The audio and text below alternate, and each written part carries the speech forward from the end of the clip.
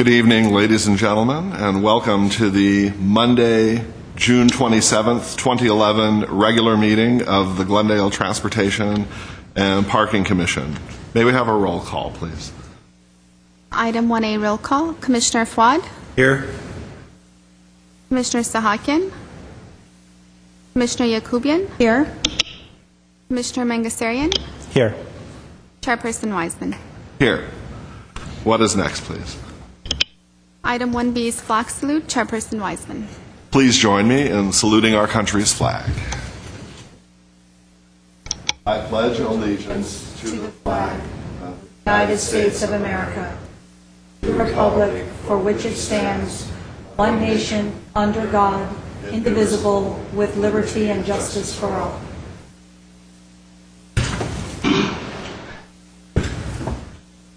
Thank you. And may we have your report, please, regarding posting of the agenda?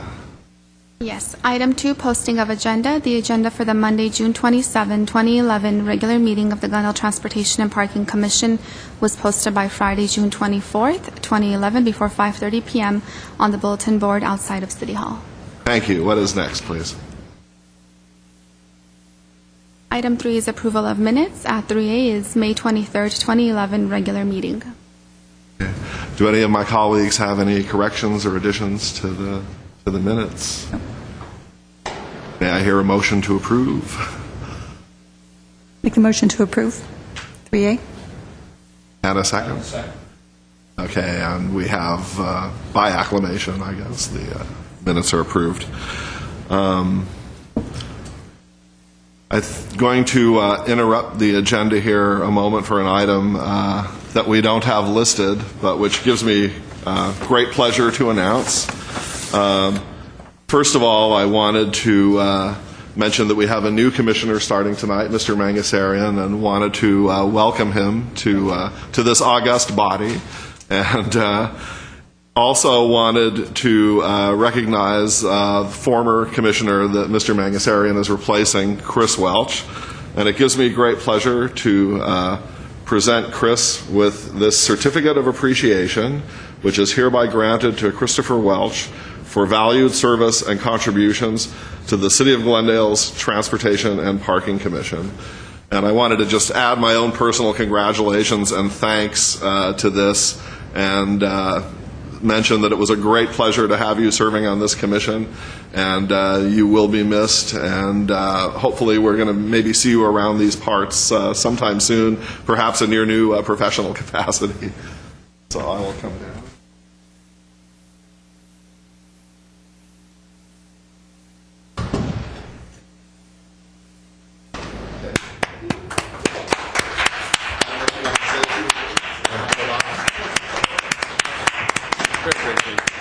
It was a pleasure working with all of you, Jono included, and all the staff, and I shall miss you, and you have always done very good work, and I ask that you continue to do so, and thank you very much.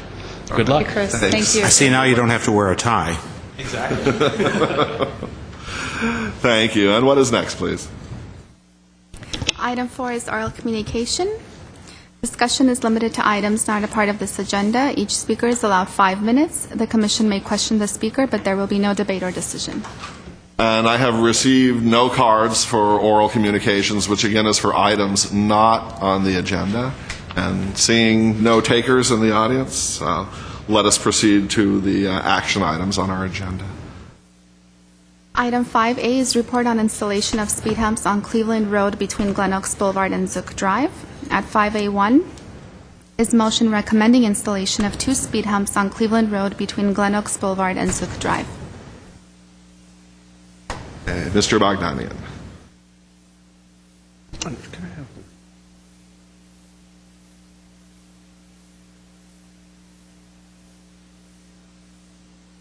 Mr. Chairman, members of the Transportation Parking Commission, I wanted to give you a brief presentation on the installation of the speed humps on Cleveland Road between Glen Oaks Boulevard and Zook Drive.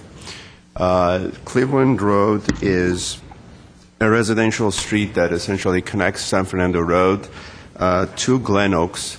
And as you can see, because of its alignment, most of the time our observation has indicated that the traffic coming from San Fernando Road essentially is signalized intersection. It's at a railroad crossing. And once they cross the intersection, instead of going onto Grandview and either making a left or right on Glen Oaks, this is used as a shortcut. Same direction is true coming from Glen Oaks or coming from Glen Oaks south easterly direction and making a right turn here. Obviously, there's other residential streets here, but the majority of this traffic that is using this street is not necessarily generated by the residents that are essentially on the south side of Cleveland. Plus, we have a park here that throughout the day that park gets used, and the complaint from the residents was that there is speeding that is occurring on this segment of Cleveland Road. Based on our traffic calming guidelines that we have in the city, the minimum requirements that we're looking for is that the street to be a local street residential, the speed to be more than 30 miles per hour. In this case, it's 31, barely right above that. But there are, based on our speed survey, there are some segment times of the day that they actually go above 35, 36 miles an hour based on our speed survey that we've done. The volume, as is indicated, is about 1,500 cars a day. Again, for a residential street that only has residents on one side, it's quite high for this street. And it is one of the areas that I wanted to elaborate further is in most cases we install speed humps on streets that are 40 feet wide or lower. And in this case, the street is a wider street, as is shown in this account. These are typical residential streets that are 40 feet or less, 40 feet or less. In this street, we have angled parking on one side of the street adjacent to the park, and we have parallel parking on the residential side. And essentially still gives us one lane in each direction. In most of our residential streets, we have one lane in each direction. Institute of Transportation Engineers guidelines recommends that speed humps be installed on, if it's wider than 40 feet, that at least there will be one lane in each direction. This way, once you install a speed hump, if you had two lanes in each direction during lane changes, it could create potential safety problems. So we are comfortable, although it is wider than what we typically have, and we don't have too many of these streets, that essentially this street also, once we install the speed humps, does not have a center line. We will be painting a center line, and we will make one side of the street wider, 16 feet, because of the angled parking, so it allows more room for cars to be able to back up. As recommended in the staff report, based on the distance between San Fernando Road and Glen Oaks, we can technically fit in two speed humps on this street. As far as fire emergency, our fire departments and police department does not have a problem, because streets that are on our primary response route, our fire department does not want speed humps or speed lumps installed. So in this case, this does not have an impact. Technically, it shouldn't have any impact as far as shifting some traffic. In most cases, our experiences doesn't shift more than 5-6% of the traffic from one street to another in case the speed humps are installed. Therefore, for this purpose, staff is recommending the installation of the speed humps on Cleveland between Glen Oaks and Zook Drive. I believe there might be some residents in the audience. We've invited the residents for this meeting. If they have any comments, they can present it to the Commission. That concludes my presentation.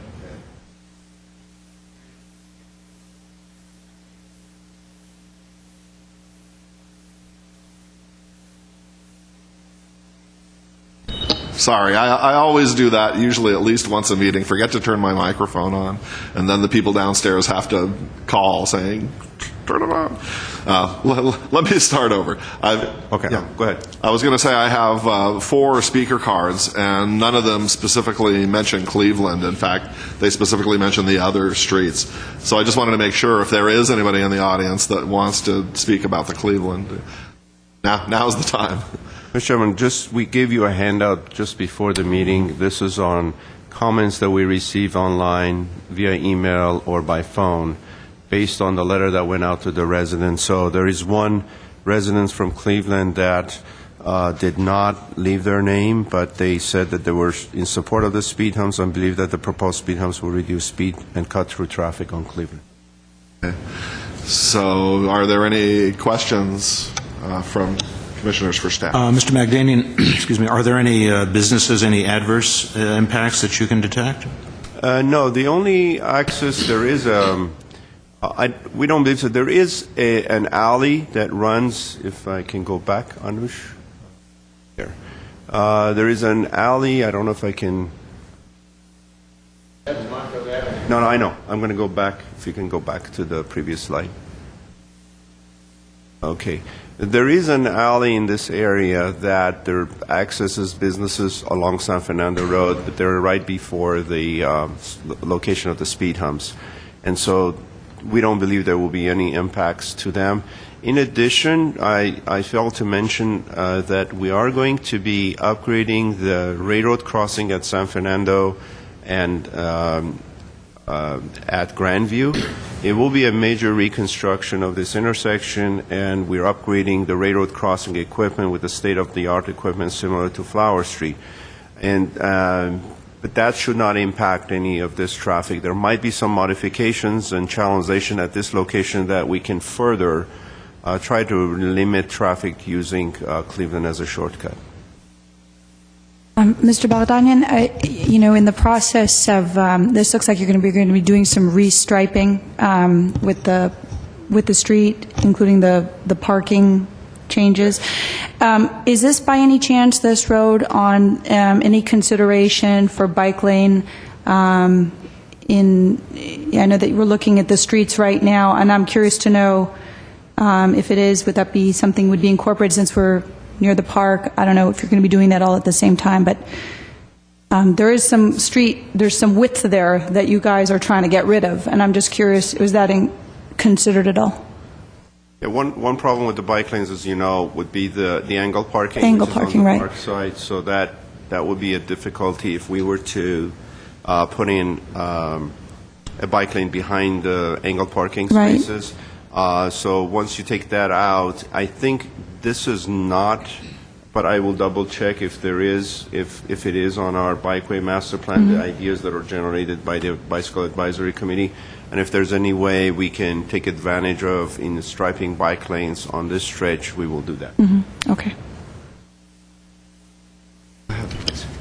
Mr. Bagdanian, Grandview north of Glen Oaks is bike shares, right? You have Yes. that's it. Yes. So just naturally, it makes sense that the Grandview is going to be your bike route. Naturally, Yeah. yes, that will be our continuation of Grandview to San Fernando Road. That's a good point. And then on this stretch, we'll certainly look into see if there's anything. We need to keep the angled parking because the park needs Right. parking. So if we had switch it to parallel parking, we lose some parking, but then you could stripe bike lanes on both sides. So that's the trade-off. But we will look into it as part of the bicycle master plan. I had some concerns regarding the width of the street. As you noted, at 56 feet, it's definitely a lot wider than what we usually deal with for traffic calming. And it occurs to me, too, the fact that you're going to be losing some of the angle parking spaces on the park side of the street. The reason you're going to lose them, I'm assuming, is because the speed humps are pretty much going to have to go curb to curb, because if you don't put them curb to curb and there are no cars parked around the ends, people are just going to go around them. Yes, our design will be curb to curb. That way, Okay. when there are no cars parked, people do not go around the speed hump on the section. So it will go. We'll try to design it so at least it's in between two parking spaces. Yeah. So we're not going to be in the middle of a parking space technically. But you're probably going to lose maybe 4 parking spaces total on the angle parking side. 2 to 4. Okay. Depending on how the striping Okay. shows. Yes.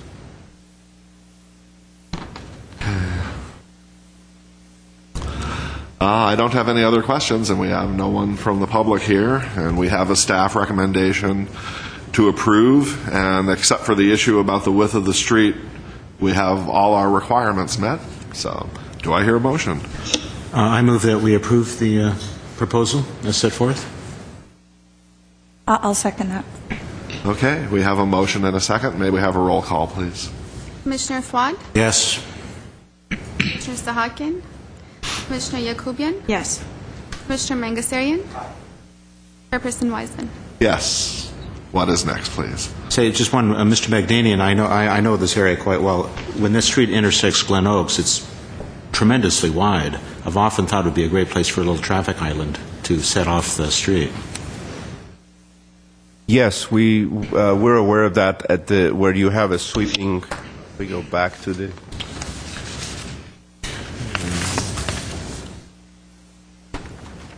One more, please. No, go forward. I'm sorry. Okay, that sweeping right turn. One of the plans we have is potentially to stripe it in the interim, and if we can, at a later date, put in an island or close down the intersection, rather than have a sweeping right turn. That's.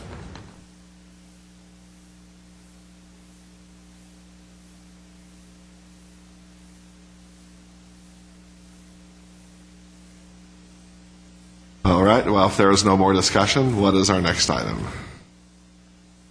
Item 5B is report on installation of speed humps on Montrose Avenue between New York Avenue and Pennsylvania Avenue. At 5B1 is motion recommending installation of 4 speed humps on Montrose Avenue between New York Avenue and Pennsylvania Avenue. Okay. We'll go to staff for the report.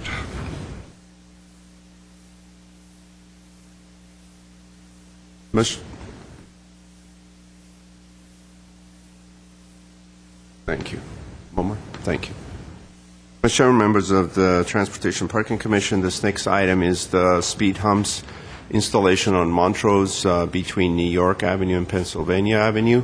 This is an aerial photo of the area that is being considered for installation. New York is on this side of, between New York here, as well as Pennsylvania on this side. The shortcutting that is taking place essentially on this segment of Montrose Avenue, although there is a bit, people can use Honolulu, but this has become a shortcut. As shown in the in our criteria for installation of speed humps, here's what the prevailing conditions of Montrose is. Essentially, it's a residential district. It is one lane in each direction. The posted speed limit is 25, but the 85th percentile that we measured is quite high. It's one of the high streets in town at 37 miles per hour. And then the volume of traffic is 862. In our guidelines, when the 85th percentile exceeds 35 miles per hour, it clearly indicates that it is a speeding problem. So we've had some streets in the city where we have considered installation of speed humps, even though it does not, the volume is less than 1,000 cars a day. As far as the street width, it's okay. The petition was signed by 85% of the residents. What we're showing here based on, in order to maintain, essentially create a 25-mile-an-hour speed limit in this stretch from New York to Pennsylvania, we're recommending the installation of 4 speed humps to be considered by the Commission. Again, we've notified the residents, and I believe there might be some cards for speakers to address this item. With that, Mr. Chairman, concludes my presentation. Okay. If there are no questions for staff from the Commission, I'll go ahead and go to the public. My first card is from George Anderson. And when you come to the microphone, if you could please state your name for the record so we get that on video. My name is George Anderson. I have been living on that street since 1965. And just recently we've had the problem with the speeders, and 37 miles an hour doesn't do it justice. There are people going down that street doing 60 miles an hour. We have children playing there. The other option, if you just close off one end where no one can get on or off that end, would probably be cheaper than speed bumps. But we have to stop this because some kid's going to get run over and killed. Now, I've talked to some police officer there. I said, well, why don't you put a radar gun here? Give the city some extra money coming in. And he said, well, the city doesn't get that money. I said, well, at least it would slow somebody down. But they opted not to do that. So our next option would be the speed bumps. Thank you. Thank you. My next card is from Daniel Bryce, and please excuse me if I mispronounce your name or if I can't read it correctly. My eyes are going. That's all right. Tell getting old. I'm Daniel Bryce, and you pronounced it correctly. I want to reiterate some of the things that were said, especially by George, about the speed. 37, I mean, obviously there's people going faster and slower, but I have witnessed, people going really fast. And the thing with this street is it's 2 blocks long, and you get from one end to another, and some of these individuals can really be flying down that street. The off-ramp from the 210 freeway is just 25 feet up or whatever it would be north on Pennsylvania Avenue. So they get off the off-ramp, come down, make a right instead of going down to Honolulu and having to wait for the light and everything, and they shoot up our street. Conversely, coming down New York Avenue when they don't want to stop at the light where that signal is on Honolulu, they make a flying left, so they have speed already, and they come flying down our street. And that, between the two of them, it's a bad mix. Up New York, one or two blocks is elementary school, so we get a lot of kids coming down. In addition, up New York Avenue is Clark High School. Is that Lincoln Elementary? Lincoln, yes, exactly. And Clark, so we get an influx of people getting off the freeway, going to school in the morning, and they shoot up the road, and then they hang a right on New York. And I have 2 children, and I can say that every single day I'm holding my breath, thinking, okay, it's not going to happen today because these cars go very fast, and the street isn't that wide, and it's a recipe for disaster. So thank you for consideration. I can't think of anything else. Thank you.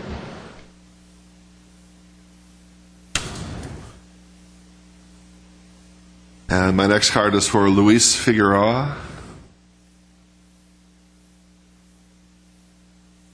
Hello, my name is Luis Figueroa. I live in the street. My same concern is the same as the other neighbors. I do live in the street. I have 2 kids that every afternoon I got to worry about cars. We do have a liquor store in Pennsylvania, Montrose, that a lot of people use our street to go to the liquor store and come back around. They don't have to wait for the stop sign on Pennsylvania. Unfortunately, most of the people that speed down the street do not live on the street because, we would approach them, talk to them. And it's unfortunate that they do this to cut through so they don't have to get the light at New York and Honolulu. They can go straight, make a right, and then make a quick left, and they just go Montrose down to to the church, to the opposite side. I'm a medic for the United States Army. I've been in the military for 18 years. All over the world as a medic, my unfortunate thing is children. They always get involved, or they're the first ones to always get hurt. Seeing a child get hurt is not something you get over overnight. I hate for that to happen on my own street because I see these cars. They are going beyond 70 miles per hour sometimes. Some of these kids, I don't know where they live. Some are kids, some are adults. And I see Mercedes flying down the street. The reason is there's nothing to slow them down. Sooner or later, they can run over a kid or they can crash into a parked car and go straight into a house. I've seen this. I work transportation right now for Los Angeles. I get to investigate accidents, and it's always speed. Speed in an area where it's not getting monitored, where there's nobody there 24 hours to make them slow down, and that's the unfortunate places that accidents happen. I hate for an accident to happen on this street, and then after the fact, after we had an unfortunate with a child or some poor neighbor, then put the speed bumps. The city has put monitor devices that concur to the fact that we have an issue there. We have people supporting. We have 85% of all the people that live in that area putting signatures. Unfortunately, not all of them can make it today. We're asking you guys, please pass this so we can put speed bumps. If it's financial, if you can knock it down to 3, that'll definitely make an impact. We definitely would like 4. We would like an action to happen before an unfortunate situation happen. I don't know how to stress that. That we have a situation that we can take action now instead of after the fact. I really hope you guys do see how concerned we are. Like I said, we got 85% of the signatures. We got staff here that is willing to come up down here and speak for it. And like the city has set devices that support our concern for it. Thank you very much. Hey, thank you. I have one more card, but I believe that it's for Alan. Okay. So there are no more speakers. I'm sorry. Unfortunately, we can't really do that because, we're recording this for the public record, and it doesn't, fit in with the order that we're going to do things. Mr. Chairman, just for the record, as I said, we also gave the commissioners 4 responses that we had received from as of today, and a majority, with the exception of one resident that does not think that the speed humps are necessary. That's also, we'll make that part of the record, Right. but for your information. Right, okay, yeah. So noted, I did receive one. So any comments from my colleagues? Mr. Bagdanian, how's the lighting in the street? Are there street lights on Montrose Avenue?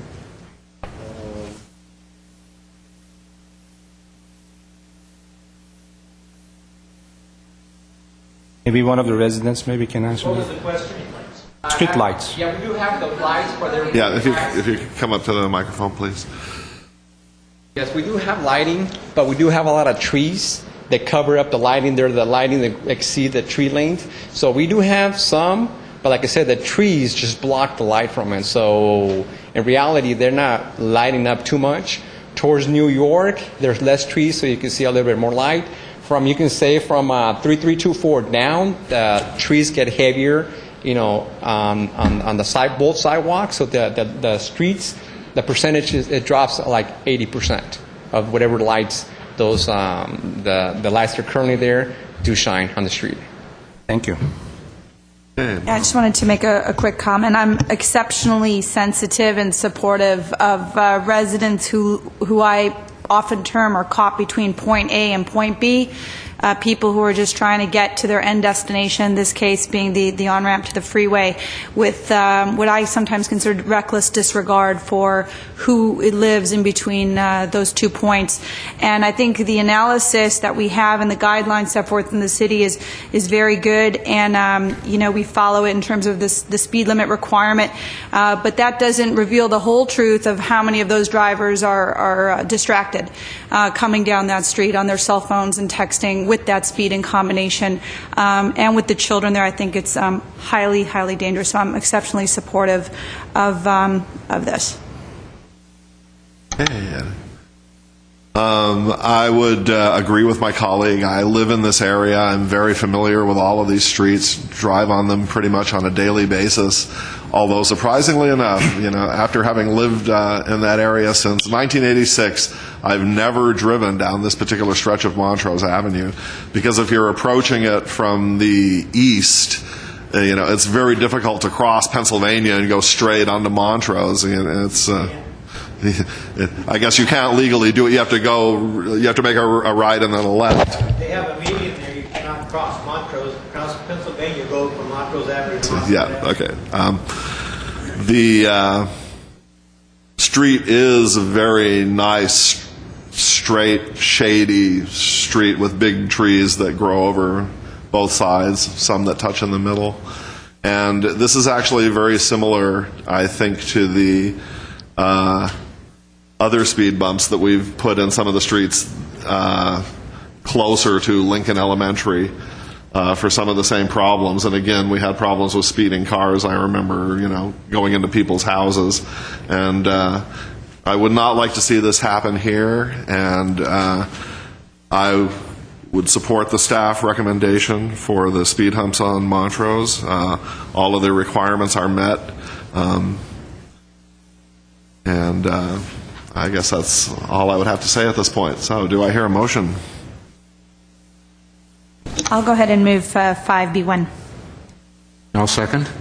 Okay, we have a motion and a second. May we have a roll call, please? Commissioner Fuad? Yes. Commissioner Sahakian? Commissioner Yakubian? Yes. Commissioner Mangasteri? Chairperson Yes. Watson? Yes. Okay, what is next, please?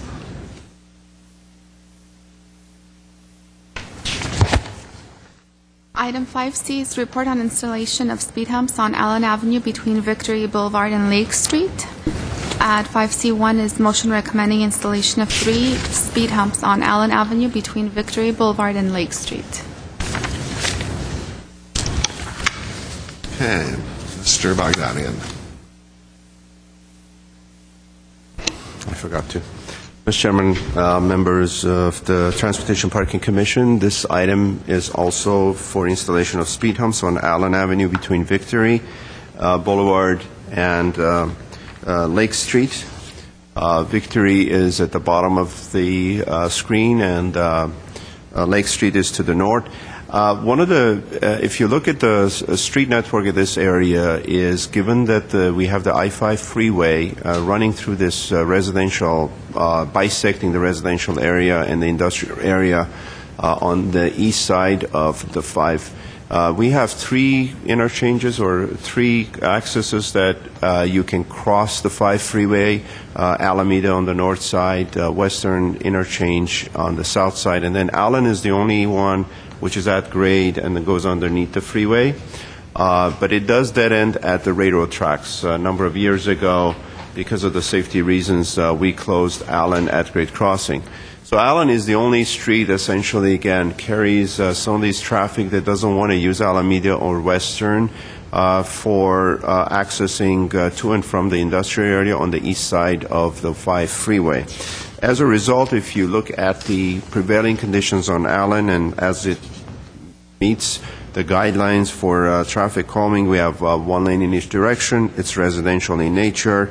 The speed is 33 miles per hour over the 30 mile per hour threshold. The volumes are approximately 1,500 cars a day, and essentially it's a 36-foot wide, feet wide street, and the majority of the residents are in favor of installation of the speed humps. Based on the distance between Lake and Victory, we have designed 3 speed humps. Of course, these location of these speed humps are not 100% in like this. When we actually go to design and install them, we will make sure that they're not near catch basins or does not block somebody's driveway or they're not too close to a driveway. So we try to pick locations that will be the least amount of inconvenience to the residents on the street. But it does meet the requirements of or guidelines for installation of speed humps, and staff is recommending their installation, approval of their installation to the Commission. That concludes my presentation. All right, and I have one card for this matter, Laura Shamsi.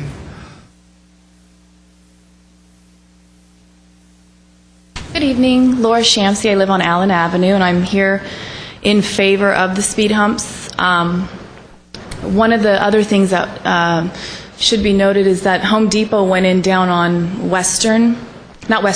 Flower some time ago, and I guess increased truck traffic and stuff like that. They're using Lake, so.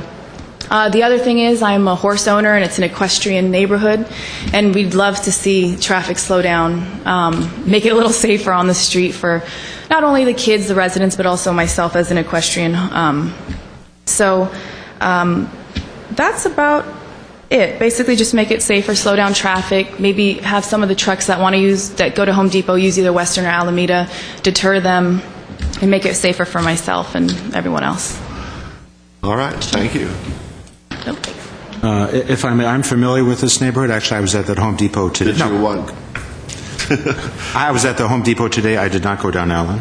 I noticed it when I was and I can very much see how Allen could be overused by that Home Depot and the CarMax thing at the corner of Alameda, so I would be supportive of it. And I don't think there's going to be any adverse impact on businesses as far as I would be aware. So. I don't think so. One thing we can look into, again, even though there are speed humps, to put in a weight restrictions in terms of the size of trucks.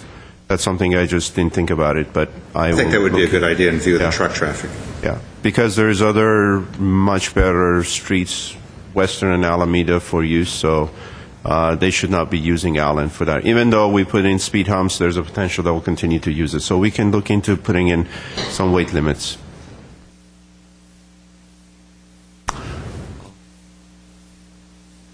Comments? I went down and took a look at this area, and again, it's a situation where all of our requirements have been met. I will note for the record that there was one email comment received by staff from a resident who does not support speed humps. That being said, we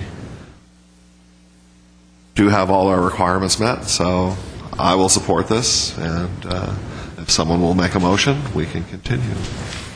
I'll make a motion to move at agenda item 1, or 5C rather, 1. I'll second that. Thank you. We have a motion and a second. Can we have a roll call, please? Commissioner Fwad? Aye. Commissioner Sahakian? Commissioner Yakubian? Yes. Commissioner Mangasarian? Yes. Chairperson Wiseman? Yes. Thank you. And what is next, please? Item 6 is commission, staff comments, and updates. Mr. Chairman, All right. if I may. Mr. Bagdanian, please proceed. A couple of quick updates. The TPC July Commission meeting, we'll have a presentation from the Planning Department on the North Foothill Plan. They've been working on that community plan for a long time. Planning Department, we've been part of it in terms of its transportation and some of the, in other words, if you've seen Foothill Boulevard, we went ahead and designed the lane geometry that now has the bicycle lanes on there. So originally that was being looked at the time, but we went ahead and, since the street was being paved, installed the bicycle lanes. But it will be a presentation to the Transportation Parking Commission to receive your input and comments. Then that will be presented to the City Council.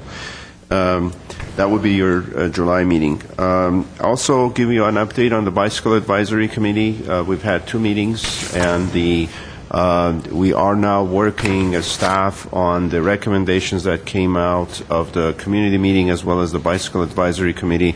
We're actually looking at it from an engineering standpoint to see if whatever street that may be able to accommodate bicycle lanes, that we can engineer it.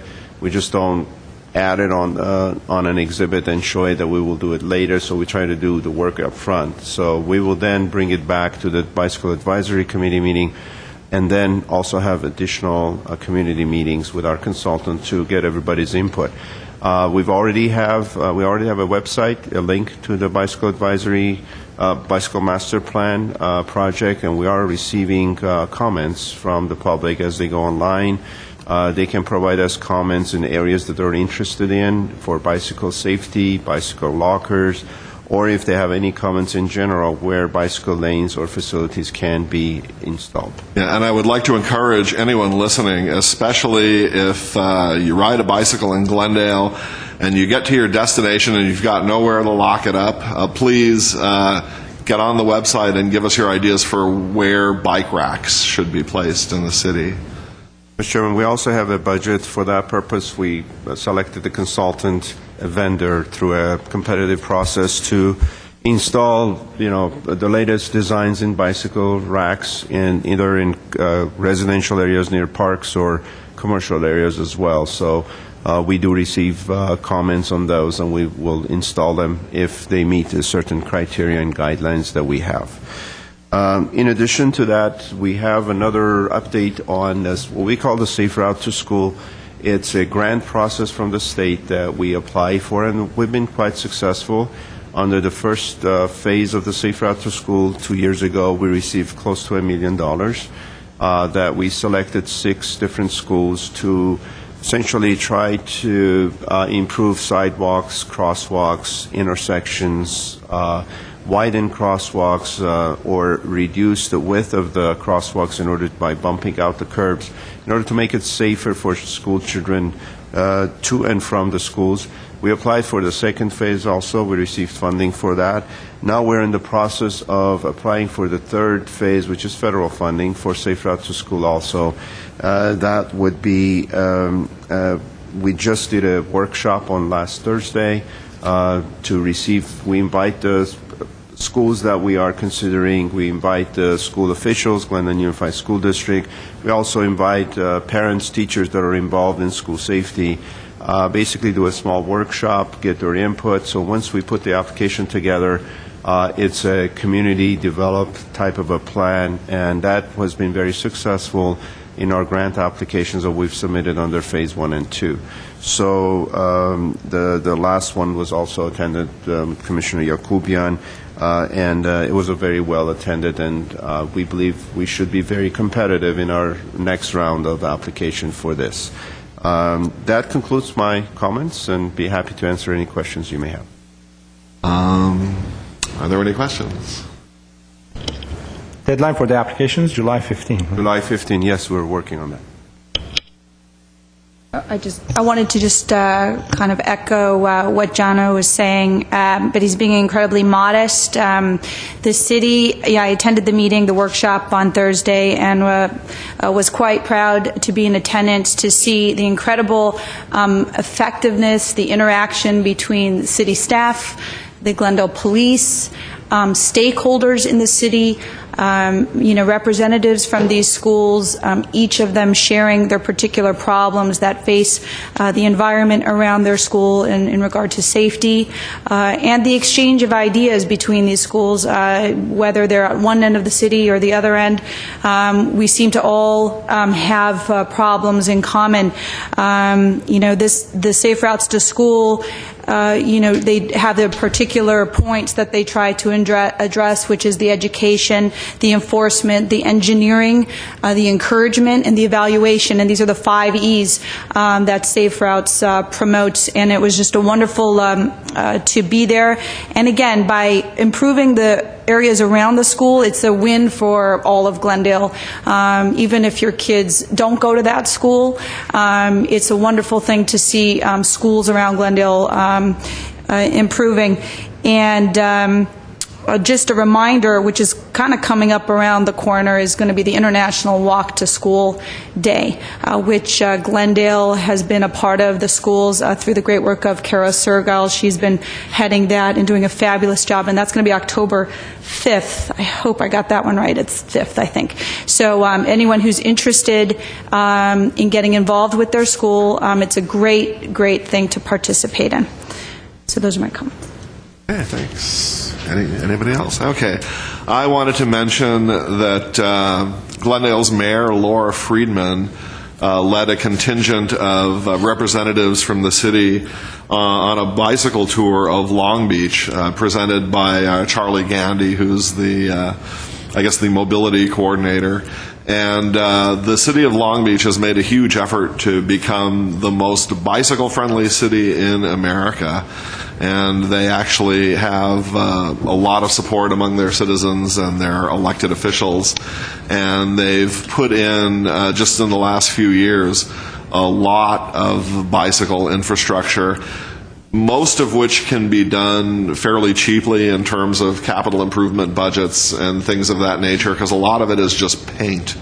There is some signalization and some actual other capital projects for physically separate bike lanes, but it's very illuminating what they've done there, and they've managed to, by making their some of their downtown areas more bicycle and pedestrian friendly, they've improved a lot of business for the local merchants and restaurants that can cater to the fact that if you're on a bicycle, you're treated like a rock star now. You can park right in front of where you want to go, and it actually it makes life real nice for the bicycling population.